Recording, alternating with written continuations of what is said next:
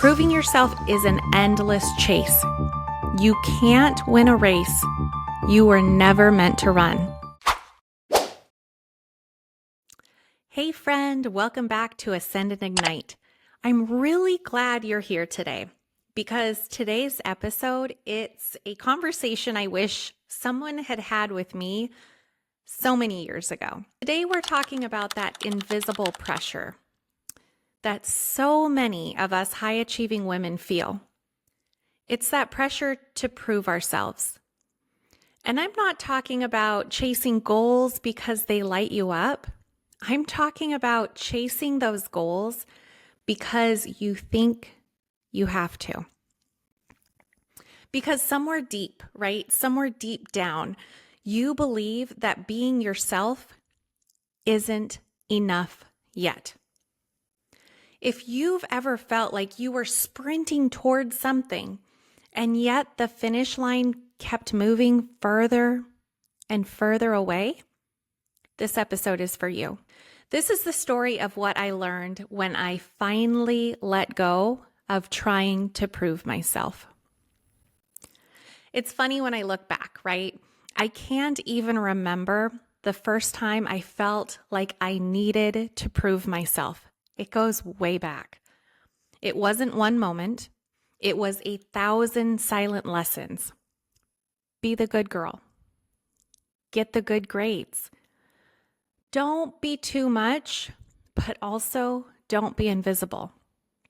Be impressive, but do not be intimidating. Work harder, but don't need anything. I grew up thinking that my worth was earned through effort, that the harder I worked, the more deserving I became. And honestly, it served me for a long time. I built a career. I climbed ladders. I got awards. I got degrees. I was seen as successful. From the outside, it really did look like I had it all together. But here's what no one saw. Behind every achievement was a silent prayer. Please see me. Please validate me. Please tell me that I'm good enough. And no amount of trophies, promotions, or attagirls ever filled that void. The hustle wasn't just about ambition. It really was about survival. It was saying yes when I wanted to say no. It was staying late to finish work that wasn't even mine. It was downplaying my own exhaustion because I didn't want to seem weak. I lived on adrenaline and achievement. If you can relate, give yourself the biggest hug.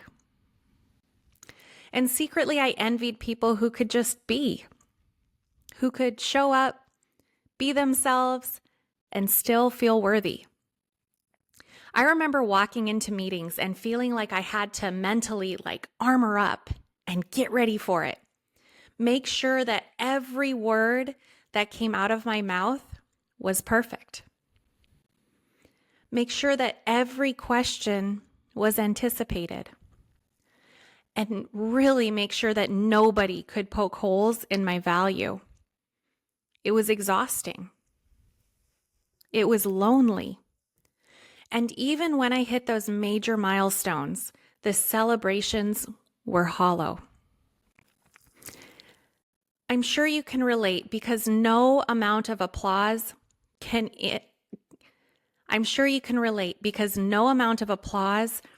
quiet that internal belief that says you're only as good as your last achievement. I was winning on paper, but I was losing in my heart. Now, unlike most, my wake-up call wasn't loud.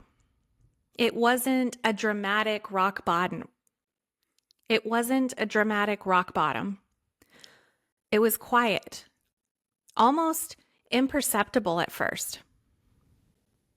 It was that deep sigh when I pulled into my driveway after another 12-hour day. It was the look on my kids' faces when I said not tonight.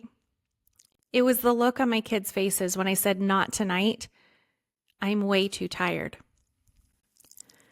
It was the Sunday nights where I felt physically sick about starting the week.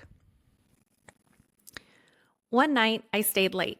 Again, not to fix a mistake that I had made, but to fix a mistake someone else had made. And I sat there at 9 p.m. under those fluorescent lights, and I heard a voice rise up inside me. A voice that I had silenced for so many years. It whispered to me, "You're allowed to stop proving." It was quiet, but it was powerful enough to crack something open in me. I cried right there at my desk. The strong one had finally cracked.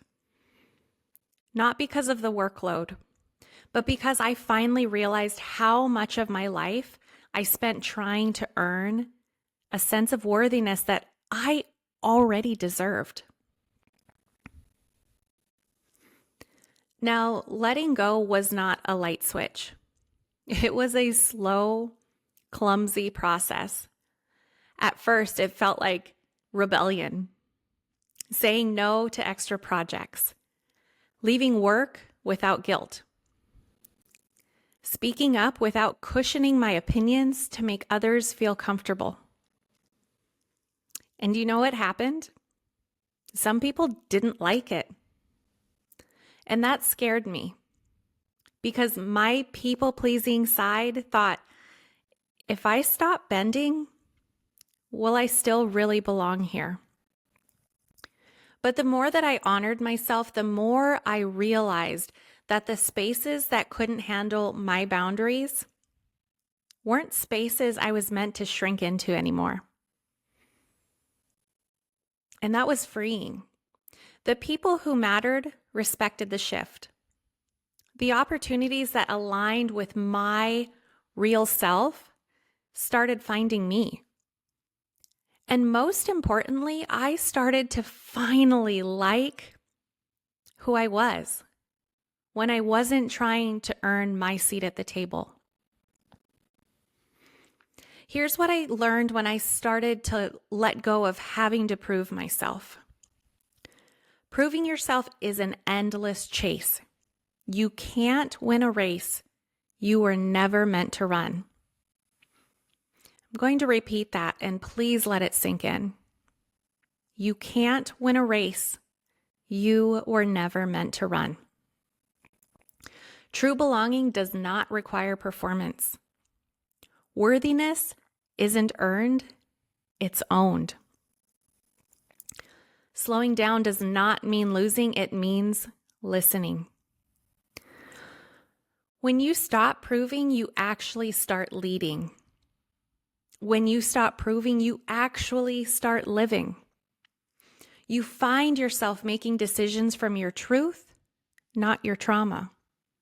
And that is actually where real leadership, and that is actually where real leadership and real life finally begins. The version of success that I was chasing, it was never about titles or money or approval. It was about feeling at home inside my own skin. So if this is hitting home for you, if you're nodding along, feeling like, wow, that's me, I want you to know that you are not alone. And I want you to ask yourself today and be honest.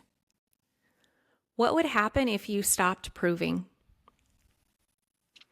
Who could you become if you stopped waiting for permission? And what doors might open if you trusted that you are already enough? This isn't going to be easy. This isn't going to be perfect.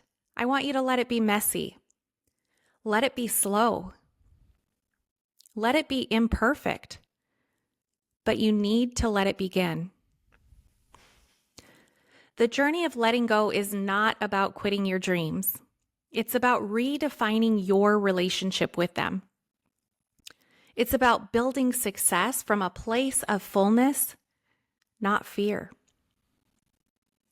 If you're ready for that kind of shift, that kind of grounded, sustainable transformation, I want you to stick around. I have something coming soon that's designed exactly for women like you. High achieving, heart driven, women who are ready to lead from wholeness, not hustle. Until then, keep showing up for yourself, not for the applause, not for the validation, but because your future self, she's counting on you. Thanks for being here today, friend. You are already enough.